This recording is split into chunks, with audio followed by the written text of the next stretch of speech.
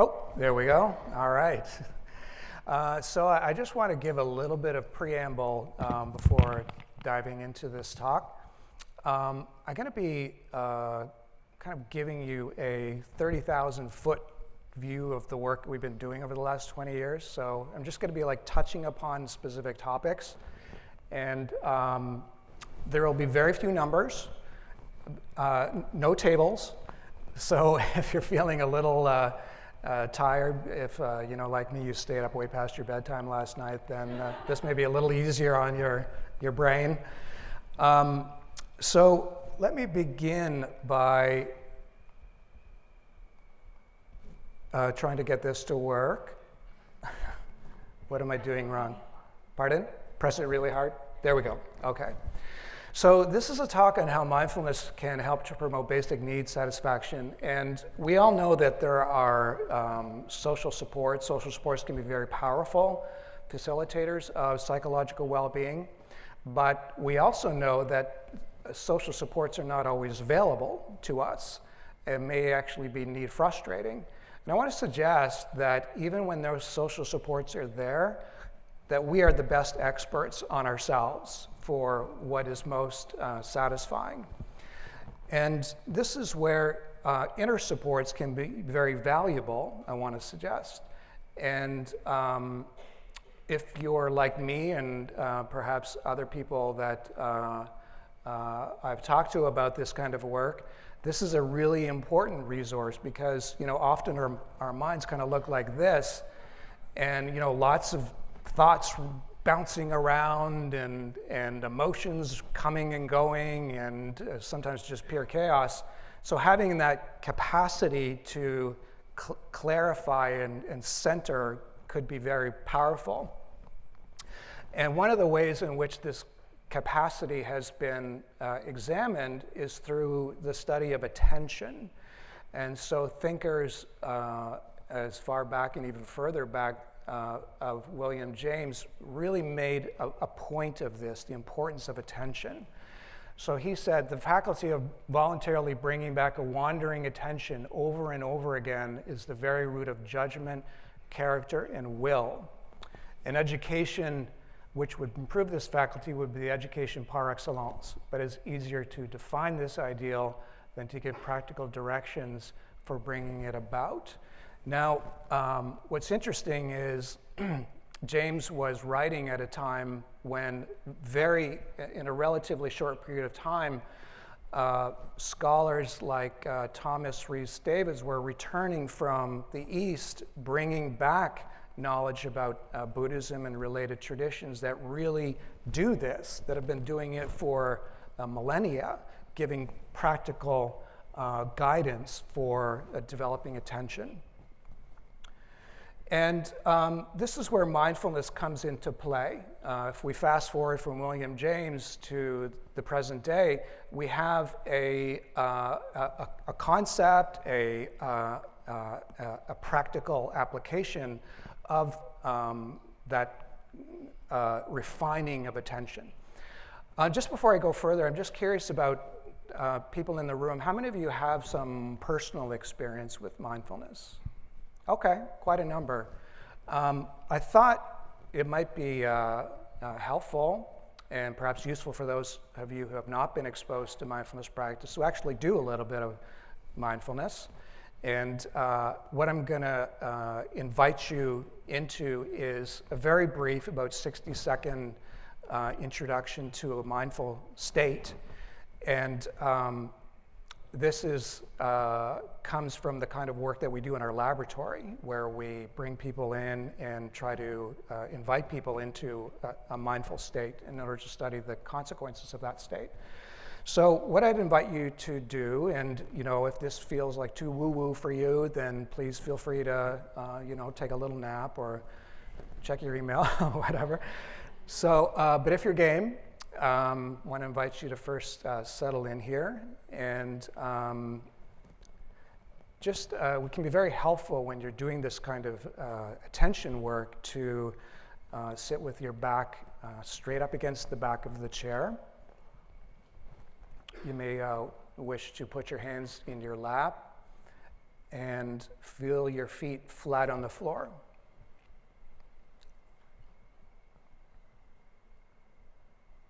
And now gently close your eyes part way or all the way, whatever is more comfortable for you. And then ask yourself, what's my experience right now? What's going on in my body? And what am I feeling emotionally?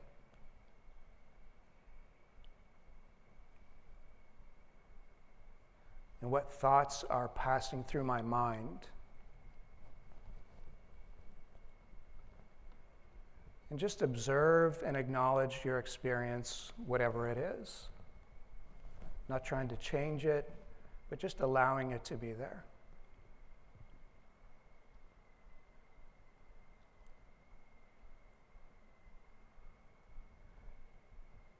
And then when you're ready, bringing your attention back to the room,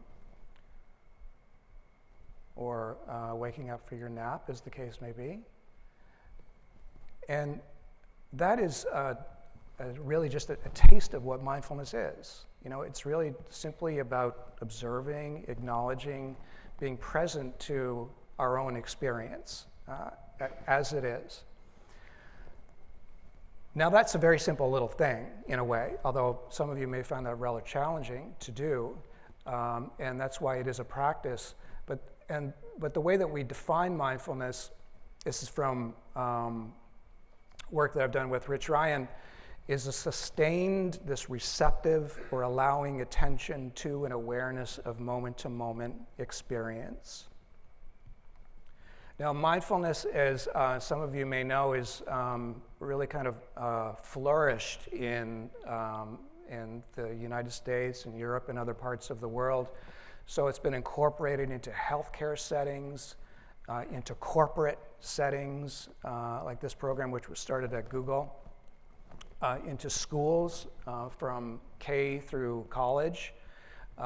This is one program that I've had some affiliation with that has trained up, at least at last count, close to over 1 million students and tens of thousands of teachers to practice with their students.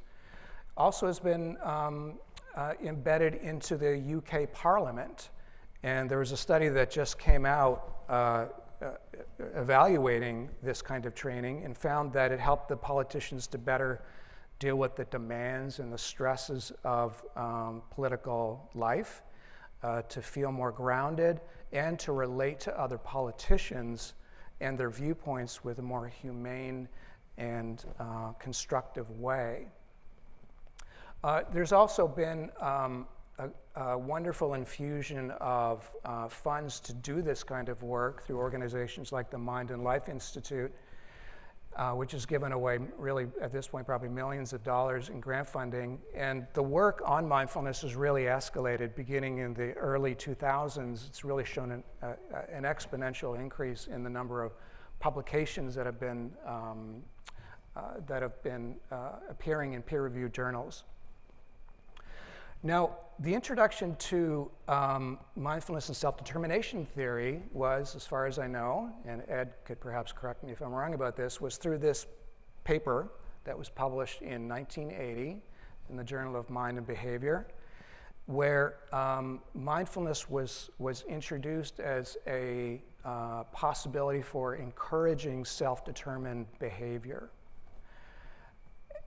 And the way that we do this kind of work these days is through a variety of means. Since 1980, there's really been a whole variety of ways to study mindfulness. We developed the Mindful Intention Awareness Scale as a form of dispositional assessment of mindfulness. We also do brief mindfulness inductions in a laboratory context, which you got a little taste of earlier. And we also do mindfulness trainings, which may extend over days or weeks, both in person and increasingly in digital context through smartphone training. So what I want to do is address this question, does it foster basic psychological need satisfaction? I'm really going to jump straight to the punchline here, which is that it does. And this represents ecological momentary assessment data or experience sampling data from community adults, from college students, showing differences between those who are high and low in dispositional mindfulness as measured by our scale in autonomy in this case. And this is very stylized data. So I'm just presenting this as really kind of a gloss to show you the difference. But we also see this in relatedness and in competence. And there's been some really nice work that James Donald has done recently, along with his colleagues, showing that mindfulness has influence or has a relationship with the whole spectrum of self-determination. And they hypothesized that it would be inversely related to amotivation and external regulation, and positively related to identification and intrinsic motivation. And that's exactly what they found, where we see through both dispositional measurement of mindfulness as well as mindfulness training work, inverse correlations with amotivation and external regulation and introjection, and this very nice gradient toward identified and intrinsic motivation on the positive side. We've also recently been doing some work with dispositional assessment to show how mindfulness and psychological need satisfaction may bear out in terms of emotional well-being. And what we're seeing is that although basic psychological need satisfaction is related to positive and negative affect, what we find particularly in relation to positive affect is that dispositional mindfulness moderates that association. So even people who are, score low in mindfulness, as indicated by the red line here, their psychological need satisfaction is associated with positive affect, but those who are higher, score higher in mindfulness, show a booster effect, if you like, a more powerful effect in which basic psychological needs can promote positive affect. And this also is based on ecological momentary assessment data. We also have been doing some brain imaging work to look at the converse, if you like. What happens when you put people in a position where they can become externally regulated, in this case in the pursuit of money. So there's a very commonly used task called monetary incentive delay task, in which people, based on their reaction time, can win or lose money. And what you see here are folks who are mindfulness experts, if you like, been practicing a long time. And I'm sorry, my pointer, it doesn't seem to be working, but versus those who are not in the A and B, and you can see differences there. And the one I'm going to particularly point to is what's called the ventral medial prefrontal cortex, which you see in the C panel here. And what that represents is the difference between mindfulness trainees versus non-trainees. And the graph here shows that those who are not mindfulness trainees really get engaged, if you like, neurologically engaged by winning money, relative to those who are meditators in the blue line. They just don't get as fired up, if you like, by winning money, and even show slightly less inclination, as shown by the yellow line, to react to the loss of money. We've also done some work, which I won't show, indicating that people who go through mindfulness training feel that their financial resources are sufficient for them, rather than feeling, as many people do, that their financial situation is inadequate. So I'm going to kind of skip now to a particular focus of ours in recent years, which is really examining how mindfulness can promote relatedness in various ways. And we do this for a couple of reasons, as it's come up in several times during this conference. There's a sense that relatedness needs have been understudied, and that it's difficult to promote relatedness through experimental or other kinds of interventions. What really has driven me to begin to explore that particular need is the fact that we live in a world where people are really suffering from a lack of relatedness. We see strong inclination that people feel socially isolated. We see a lot of antagonism between people who hold different views. And we've been studying this in a couple of different ways, which I'm going to just introduce to you briefly today, is what happens when people lack relatedness, and can mindfulness help with people who are lonely, who feel that their sense of relatedness is not satisfied, in fact, even frustrated. Loneliness is defined as a feeling that one's relationships are inadequate, which I would suggest really reflects a lack of need satisfaction. So I'm going to present a little bit of work that we've been doing with loneliness, and one reason to focus on loneliness in particular is the fact that it has become very prevalent in American society and perhaps other cultures as well. So this is former U.S. Surgeon General Vivek Murthy, who wrote that, who was a physician, during my years caring for patients, the most common pathology I saw was not heart disease or diabetes, it was loneliness. And this is kind of ironic in a way because, we as humans share the vast majority of our DNA with each other. 99.9% of our DNA is shared by everyone in this room and everyone around the world. And of course, when we look at the psychological side, there's probably no experience that you individually or me individually has had that is not shared by other people, whether it's an emotional experience, a certain kind of thought about oneself, about others, about the world, and so on. So, as I mentioned, loneliness has really become a problem, a serious problem. And what you see here is this seems to be particularly true among younger folks. So people who are in the 18 to 22 year range, who are identified as Gen Z, 48.3% claim that they are lonely. That's pretty significant when you think about it. And then as people get older, that percentage declines, but even among those who are in the older age bracket, the so-called greatest generation, almost 40% claim that they are lonely.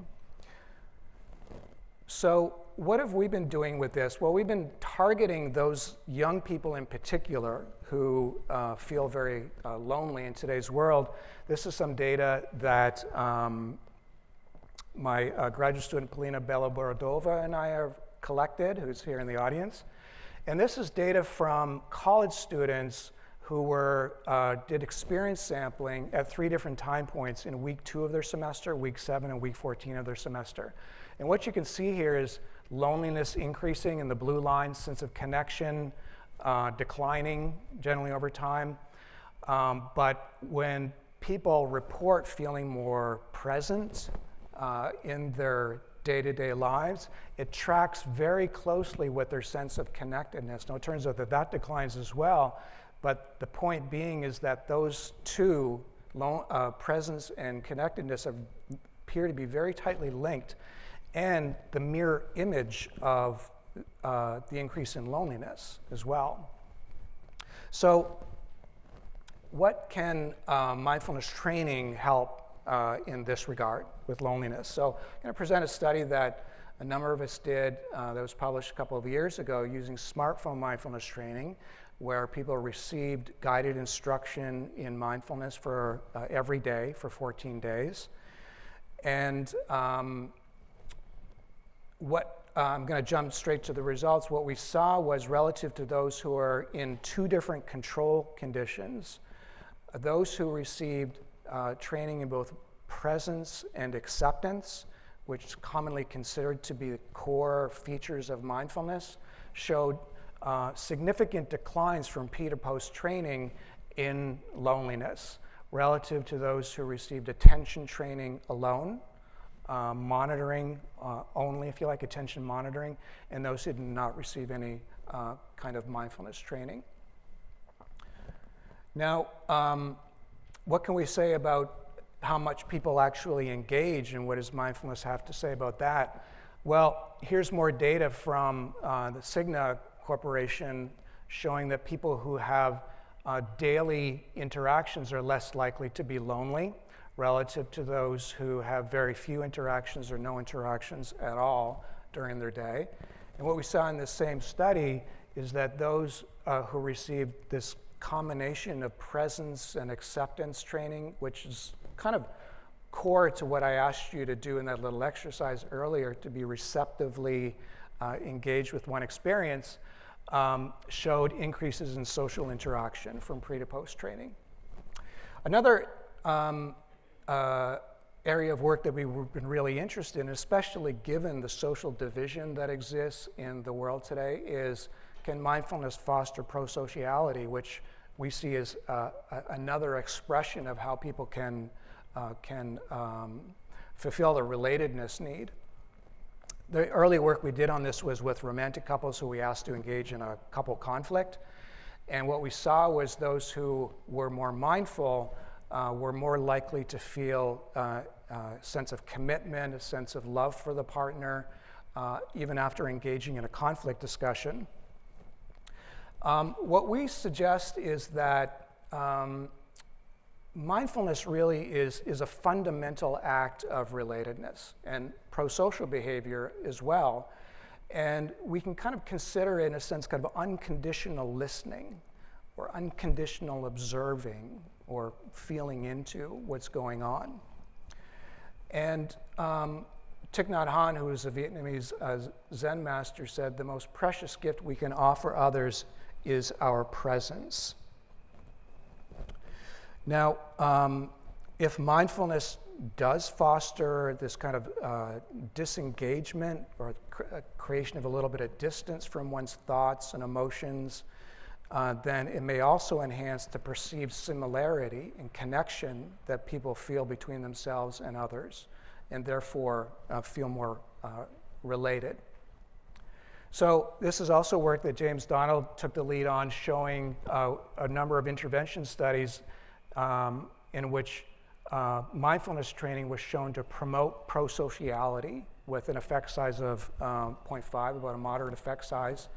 What we've seen is that those who are score higher in mindfulness are more likely to help people of another race. So these were all white participants who were exposed to a person who was a black individual who was in need of help. Those who scored higher in mindfulness were more likely to help that person relative to those who scored low. And even regardless of their any kind of sense of racial prejudice they may have felt. When we put people through a 4-day mindfulness training, we saw, relative to a so-called sham mindfulness training, which was really about relaxation training, we saw that those who received the training were 3 times more likely to help a person in distress relative to pre-intervention. So what's next for this work? As I said, I'm just kind of like dropping in, giving you a sense of the kind of thing we've been interested in this line of work. One of the things that we're very interested in these days is what are the processes or the mechanisms through which mindfulness is having its effect? And why is it that just being present fosters a greater sense of relatedness and a greater sense of need satisfaction more generally? And this is very important for making better applications. Well, one thing that we suggest is that when people understand their own emotions, others' emotions, thoughts, and behavior, it may allow them to know what actions are truly satisfying. And we kind of think of this as a kind of mental autonomy. If I can get a little bit of distance from my own thoughts, my own emotions, so that I'm not wrapped up with them, so I'm not simply reacting to them in my behavior, I may be more likely to choose what thoughts, what emotions to act upon, and which ones not to. So this may stimulate engagement in freely chosen actions, social connection, effectiveness, and more broadly, the pursuit of intrinsic goals. We also propose that mindfulness may operate through non-attachment, which is this kind of open, receptive attitude toward oneself and others without a sense of clinging or fixation to the outcomes of one's actions. And we know that this kind of attitude is associated with greater equanimity toward experience. It promotes basic need satisfaction without a need to change one's circumstances necessarily. And finally, integration, which has got a lot of theoretical attention, that mindfulness, we suggest, supports the process of integration, where people's motives become more informed by their intrinsic interests and their abiding values, their deep priorities. So I hope I've kind of given you a sense, at least in a very general level, of how mindfulness may be an inner resource that can support basic psychological need satisfaction and may actually operate as a complement, perhaps even in a synergistic way, with social supports for psychological need satisfaction. So I will end there. Thank you for your attention.